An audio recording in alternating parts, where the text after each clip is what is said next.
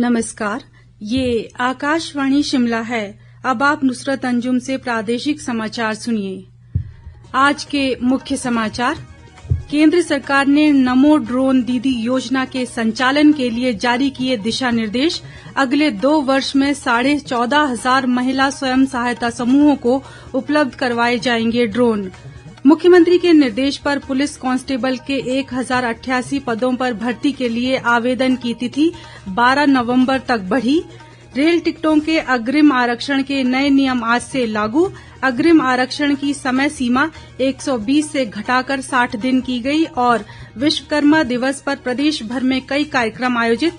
औजारों व मशीनरी का किया गया पूजन। अब समाचार विस्तार से। केंद्र सरकार ने केंद्रीय योजना नमो ड्रोन दीदी के संचालन के दिशा निर्देश जारी कर दिए हैं। कृषि और किसान कल्याण मंत्रालय ने दीनदयाल अंत्योदय योजना राष्ट्रीय ग्रामीण आजीविका मिशन के अंतर्गत 1,261 करोड़ रुपए के योजना खर्च से इस केंद्रीय योजना को स्वीकृति दी थी। इस योजना में महिलाओं के स्वयं सहायता समूहों को ड्रोन उपलब्ध कराए जाते हैं।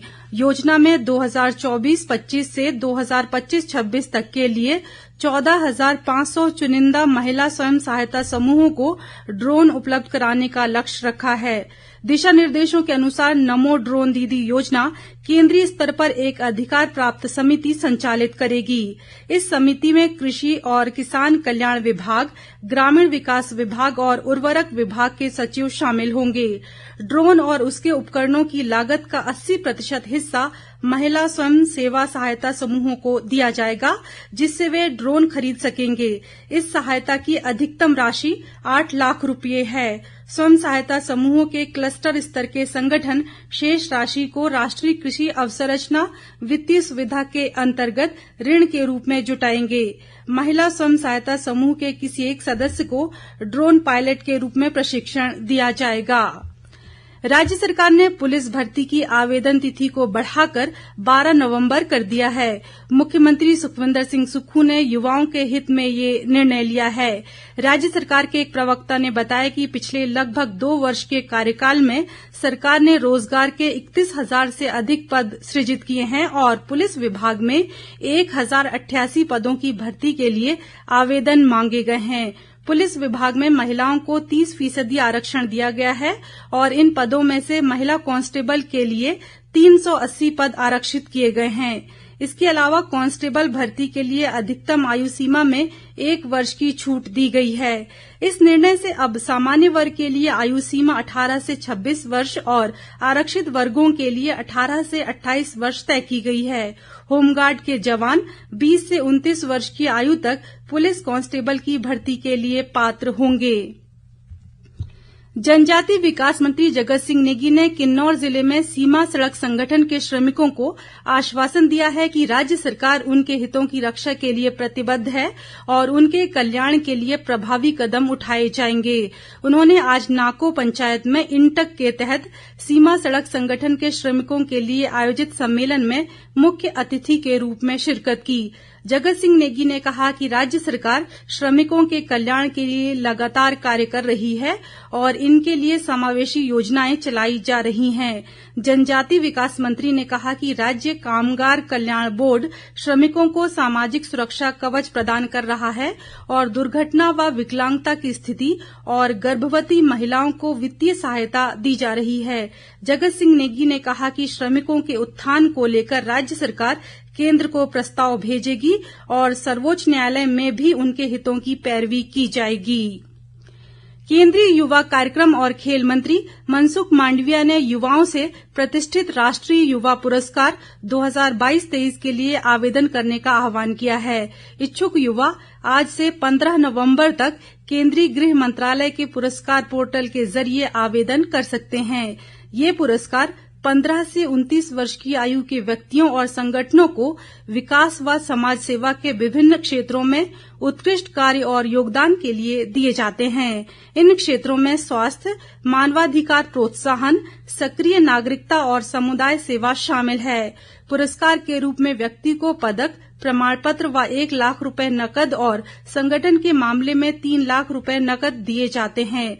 मनसुख मांडविया ने कहा कि ये पुरस्कार केवल अलंकरण मात्र नहीं है, बल्कि प्रगतिशील और समावेशी भारत को मजबूत बनाने में युवा नेतृत्व का सम्मान है। शिमला ग्रामीण के धामी में आज पारंपरिक पत्थर मेले का आयोजन किया गया। पौराणिक कथा के अनुसार ये मेला दीपावली के अगले दिन खेला जाता है और दो समुदायों के बीच पत्थरों की बरसात होती है। आज भी ये सिलसिला तब तक जारी रहा जब तक एक पक्ष का कोई व्यक्ति लहूलुहान नहीं हुआ। मान्यता के अनुसार धामी रियासत की रानी ने सती होने से पहले नरबलि को बंद करने का हुक्म दिया था और इसके बाद पशु बलि शुरू हुई, लेकिन बाद में पशु बलि को बंद कर इसे पत्थर मेले का नाम दिया गया। शेष समाचार इस अंतराल के बाद।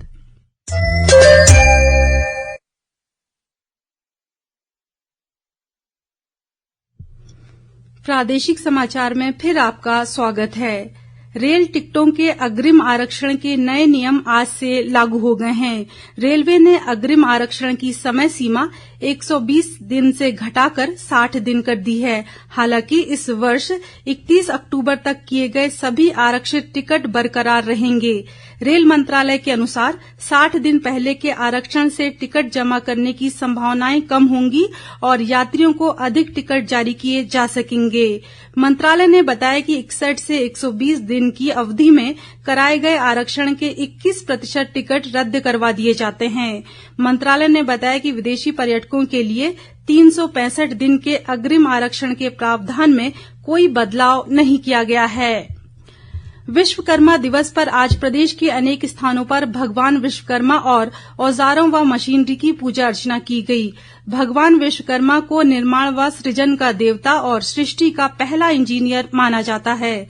इस दिन औजारों की साफ सफाई करने के बाद इनकी पूजा अर्चना होती है।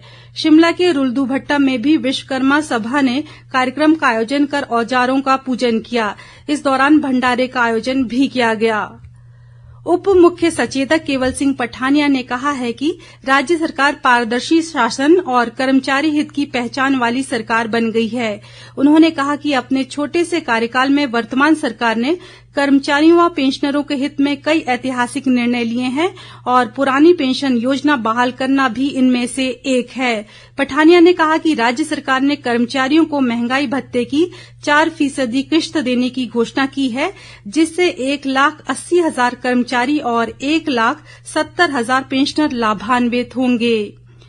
भारत निर्वाचन आयोग के निर्देश पर प्रदेश में मतदाता सूचियों में नए मतदाताओं के नाम दर्ज करने और अशुद्धियों को ठीक करने का कार्य किया जा रहा है। मुख्य निर्वाचन अधिकारी नंदिता गुप्ता ने बताया कि दावे व आक्षेप और निशुल्क निरीक्षण का कार्य 28 नवंबर तक किया जाएगा। उन्होंने बताया कि इस वर्ष 1 अक्टूबर तक 18 वर्ष की आयु पूरा कर चुके युवा मतदाता सूचियों में अपने नाम दर्ज करवाने के लिए आवेदन कर सकते हैं। मुख्य निर्वाचन अधिकारी ने कहा कि प्रत्येक मतदान केंद्र पर 9, 10, 23 और 24 नवंबर को शनिवार व रविवार के दिन विशेष अभियान दिवस तय किए गए हैं। चंबा जिले में भरमौर क्षेत्र की गरोला पंचायत के ककरी और स्वाई गांव में आग लगने से भारी नुकसान हुआ है। इस अग्निकांड में 3 मंजिला मकान, अनेक गौशालाएं और मवेशियों के जलने का समाचार है। विधायक जनकराज ने प्रभावितों को फौरी राहत देने और राहत व बचाव कार्यों में तेजी लाने के प्रशासन को निर्देश दिए हैं।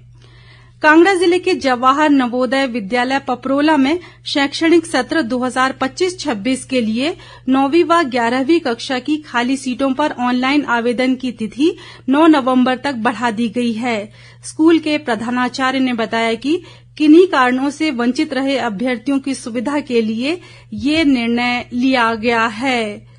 हमीरपुर जिले में पशुपालन विभाग द्वारा भेड़ बकरियों का टीकाकरण अभियान चलाया जा रहा है, जो इस महीने के अंत तक चलेगा।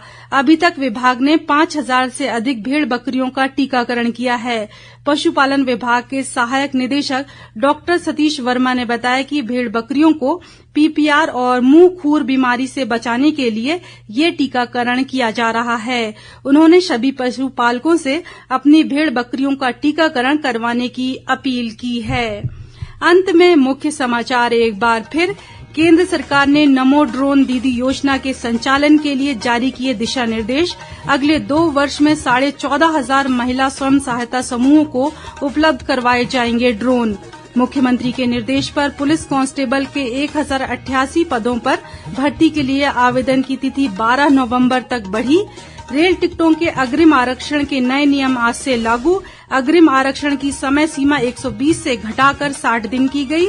और विश्वकर्मा दिवस पर प्रदेश भर में कई कार्यक्रम आयोजित, औजारों व मशीनरी का किया गया पूजन। इसी के साथ ये समाचार बुलेटिन समाप्त हुआ। नमस्कार।